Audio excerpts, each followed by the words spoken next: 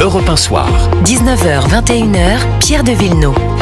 Toujours sur Europe 1, merci d'être fidèle à Europe 1 Soir. Dans 43 minutes exactement, Emmanuel Macron prendra la parole et ne devrait donc pas, alors qu'on pensait qu'il allait peut-être annoncer le nom du futur Premier ministre, eh bien ça ne devrait pas être le cas, même si deux noms tournent, celui de François Bayrou et celui du ministre des Armées, Sébastien Lecornu. On en parle avec vous, Louis de Ragnel. Bonsoir. Bonsoir Pierre, bonsoir à tous. Chef du service politique d'Europe 1, bonsoir Sébastien Ligné. Bonsoir. Chef du service politique de Valeurs Actuelles, et bonsoir à Jean-Claude Dacier. Bonsoir. Chroniqueur politique. Une première réaction cette soirée, Marine Le Pen, invitée de Christine Kelly en ce moment sur CNews.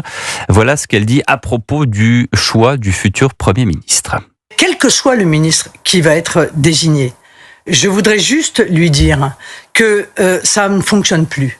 Voilà, le ministère de la parole, le ministère des petits muscles qu'on montre à la télévision, des déclarations martiales, ça ne fonctionne plus. Ce que nous attendons, ce sont des actes. Or, moi, je suis navré, mais il y a des choses que je n'ai pas entendues dans la bouche de Monsieur Retailleau. C'est-à-dire ? Je n'ai pas entendu la remise en cause du pacte des migrations qui oblige aujourd'hui la France à accueillir dans les villages français des migrants sous peine d'amende. Je n'ai pas entendu cela.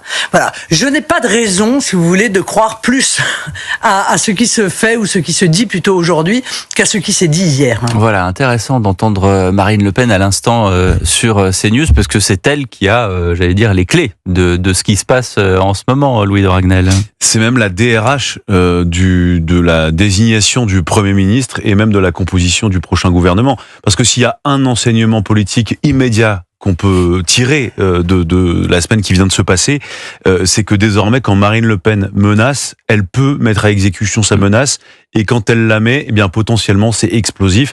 Elle l'a fait, donc maintenant je pense que tout le monde l'écoute et la prend au sérieux. Jean-Claude Dacier.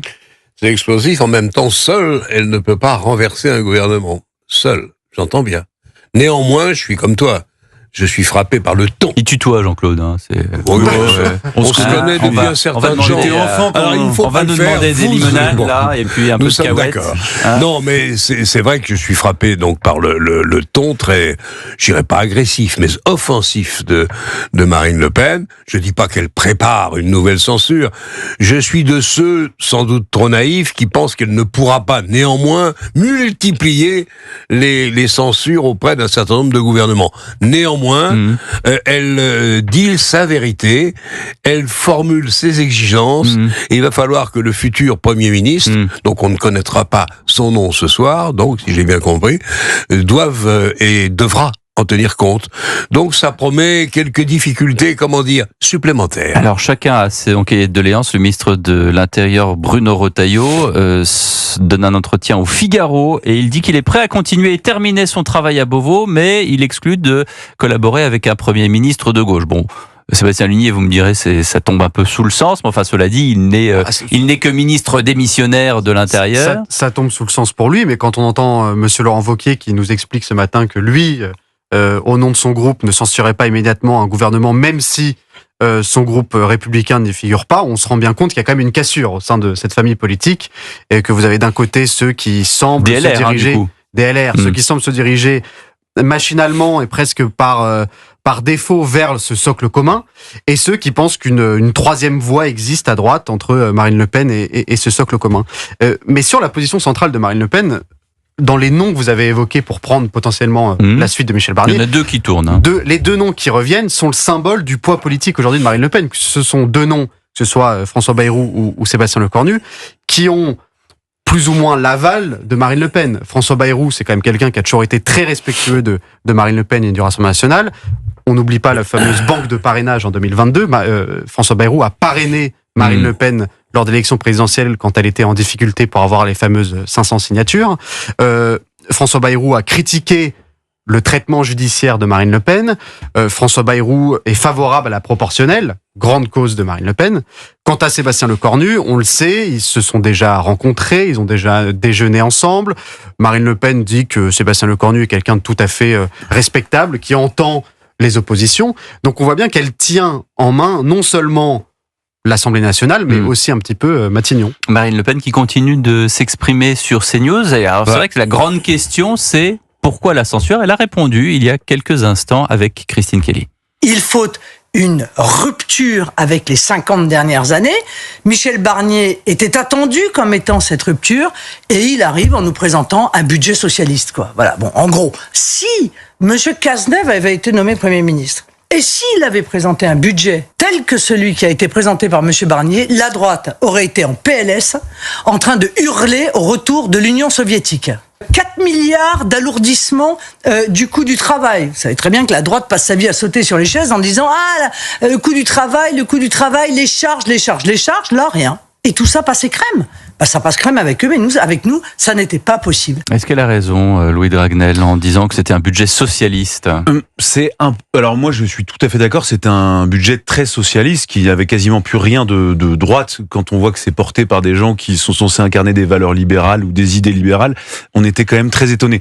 Mais c'est un tout petit peu gonflé, un peu fort de café d'entendre Marine Le Pen parler comme ça de ce budget, puisqu'elle voulait, moi, de ce que j'ai lu en tout cas, elle voulait dépenser quand même davantage. Alors, il y avait des postes. Elle était sur le pouvoir d'achat de ses électeurs. Oui, mais Marine Le Pen, son programme économique est quand même beaucoup plus proche de la gauche que de la droite. Donc, je m'étonne qu'elle puisse s'indigner de ça.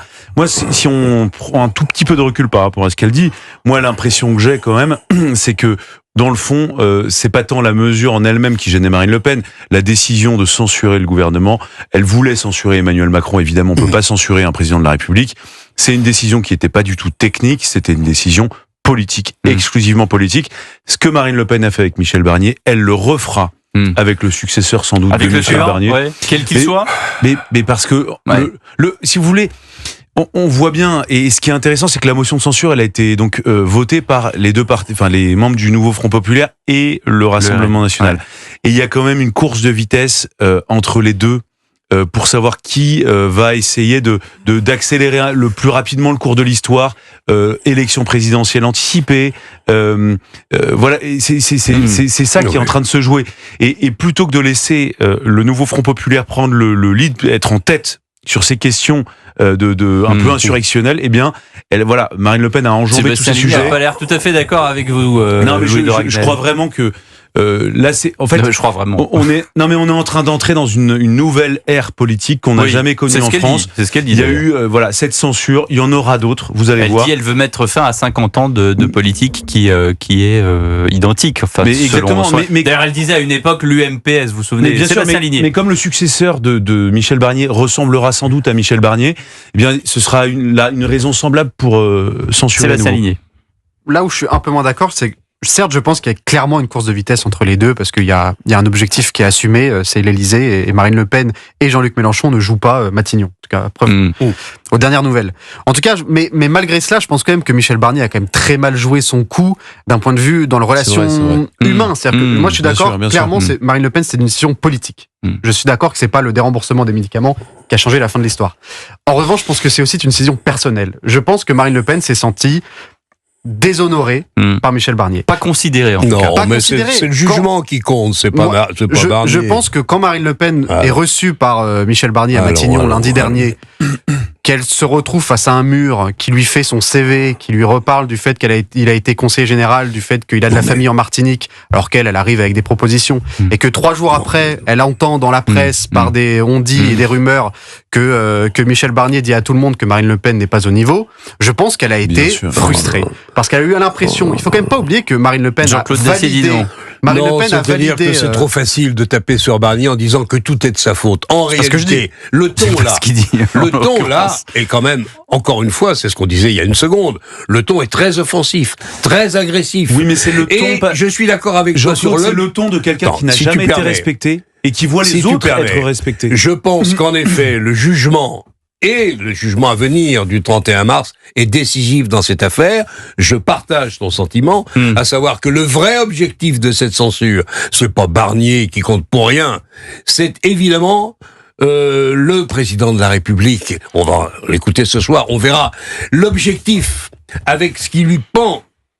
On verra si c'est confirmé ou non. On est, avec le jugement du 31 mars, Marine Le Pen, c'est d'avoir une présidentielle le plus tôt possible pour qu'elle soit candidate. C'est ça qui est en Bien sûr. question. c'est Un rien peu d'autre. plus d'une demi-heure, Emmanuel Macron s'adressera donc aux Français. On suivra attentivement sur Europe 1 cette allocution présidentielle et nous, dans un petit instant, on reçoit la députée EPR des Yvelines, Aurore Berger. À tout de suite sur Europe 1.